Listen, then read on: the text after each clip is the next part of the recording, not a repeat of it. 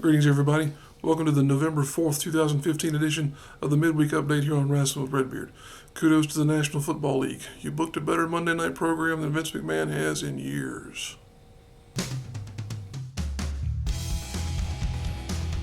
And the number 5 story of the week is that the Young Bucks have signed an exclusive agreement with Ring of Honor.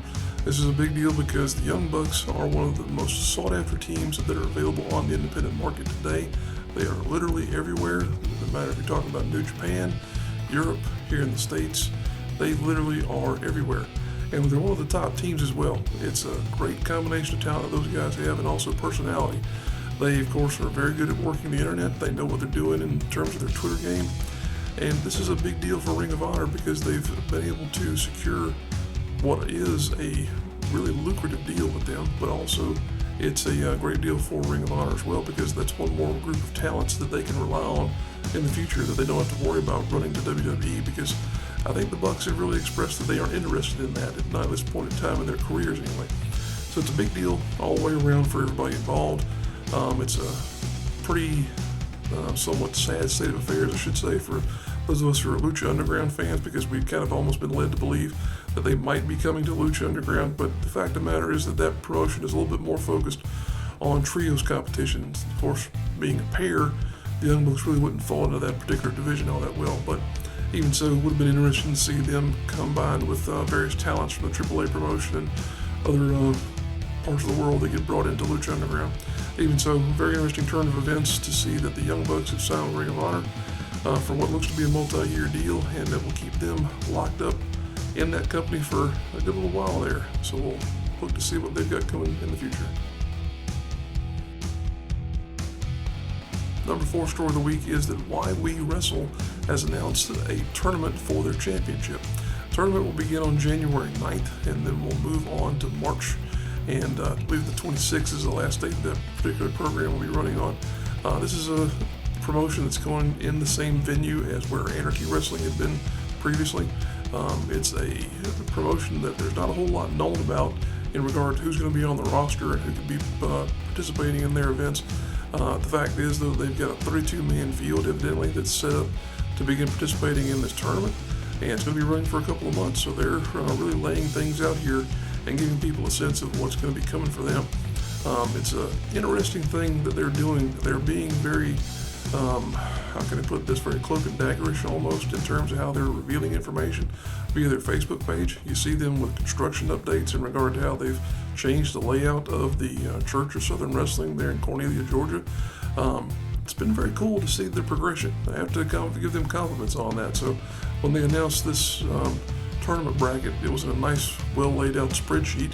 I have to also compliment them on that, and the color scheme made it look a bit like a tribute to the Teenage Mutant Ninja Turtles, but at any rate, it's very cool to see a new promotion taking things like competition seriously, and definitely seems as though they're going to have some interesting things going on there in the future in terms of bringing wrestling back to that part of Georgia. I know there's been some competition for supremacy, I guess you could call it, in that area. You've got Platinum Championship Wrestling in Porterdale, and Peach State Wrestling, a couple others that are in that same neck of the woods.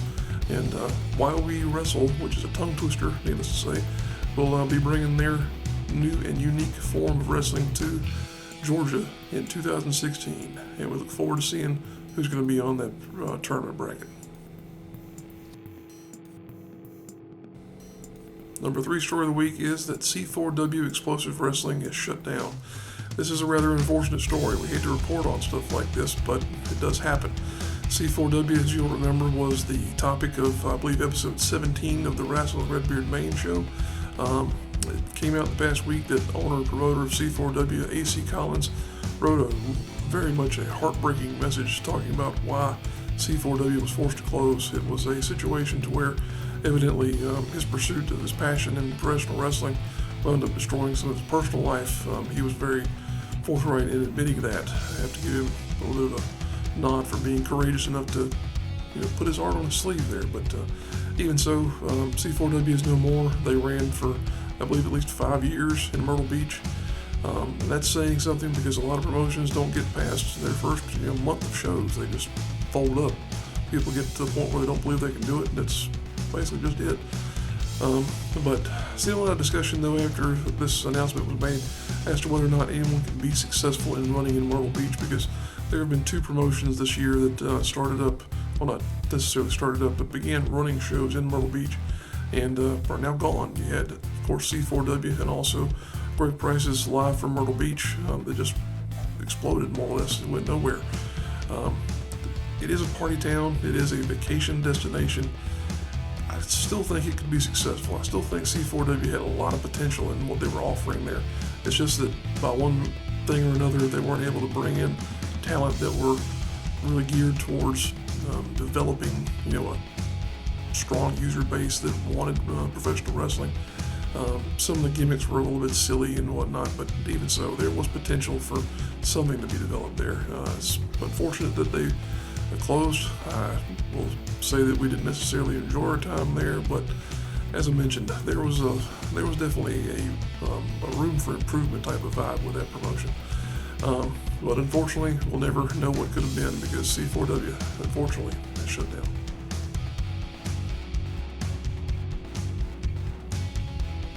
Number 2 story of the week is the revelation of World Championship Wrestling's talent database.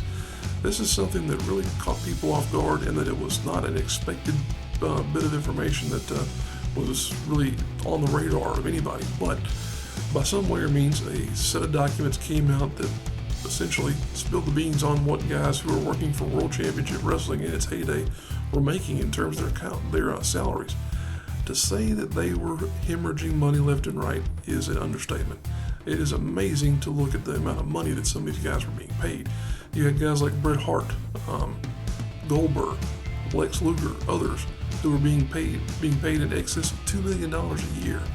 And not only that, Hulk Hogan was getting $4 million a year in pay-per-view guarantees alone. Think of how much money that is. That's the reason why that company went out of business. People want to go back and do analysis of, well, they could have saved the company by doing this, that, and the other. The bottom line was, when you're paying somebody like Buff Bagwell in excess of $1 million a year for a talent contract, that's the reason why they went out of business. They were hemorrhaging money. They were signing guys to contracts that they could not fulfill.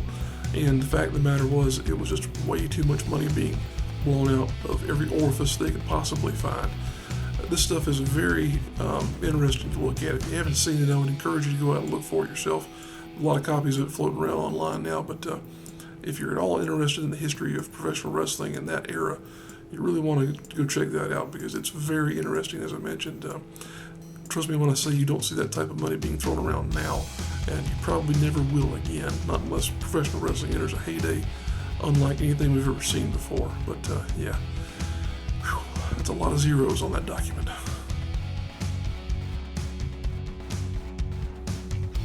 And the number 1 story of the week is our reaction to WrestleForce's Survival Games.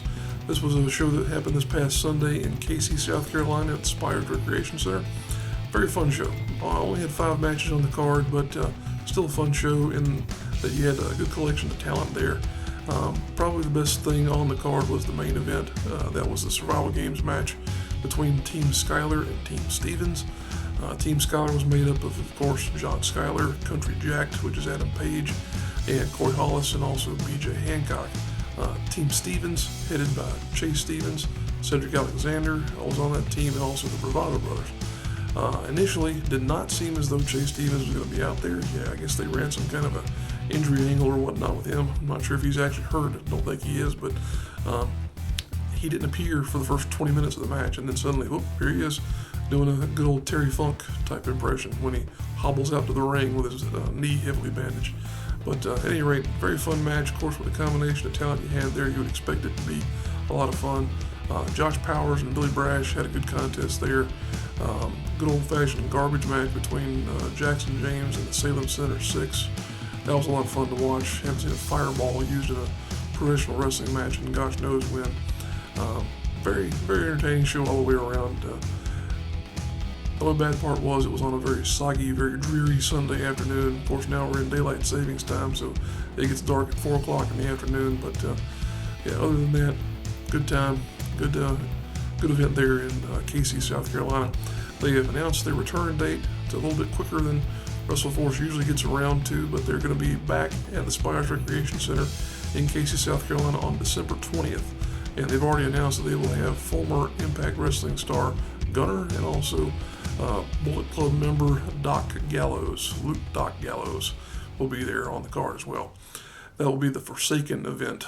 WrestleForce likes to name their shows, so Forsaken's coming in December. Although Forsaken in December is a little bit kind of contrary, I guess, to the message of Christmas time. But at any rate, we're wrapping up the program here with our posters of the week.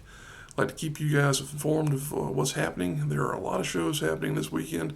Unfortunately, none in South Carolina that we're aware of, but there are 10 shows happening around the part of the world that we're in, from North Carolina to Georgia.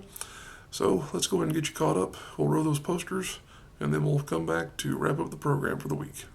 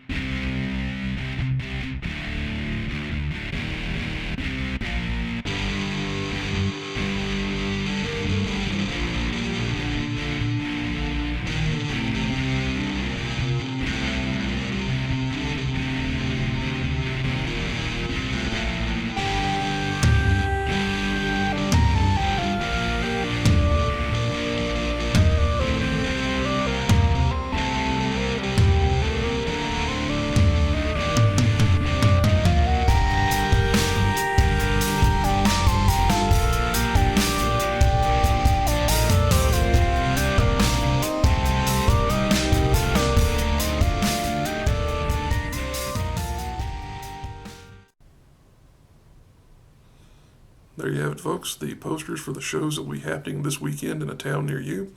If you are a wrestler, a promoter, or in some way involved with a wrestling promotion, and you did not see your poster on that particular segment, it's because we didn't know about it. We do our best to browse social media to keep track of what's happening in this part of the world, but we do miss things. So if you want to have your poster featured therein, let us know. Drop us a line via YouTube, Facebook, Twitter, any of the above. Be glad to put your poster out there and promote your show, because that's what we do here on Rasslin with Redbeard. Appreciate you guys tuning in. We would like to make an announcement here in regard to the program, because next week there will be no midweek update, because I'm going to be on vacation. Yes, good old vacation. You do know what that is, right? It's where you leave home and go do something with people that you love for a couple days and you're not in your own hometown. But we're going to be down in Florida, so we may encounter some professional wrestling there. You never know. But we look forward to being back with you guys in about a week here. Enjoy yourselves at the shows, and we'll see you down the road.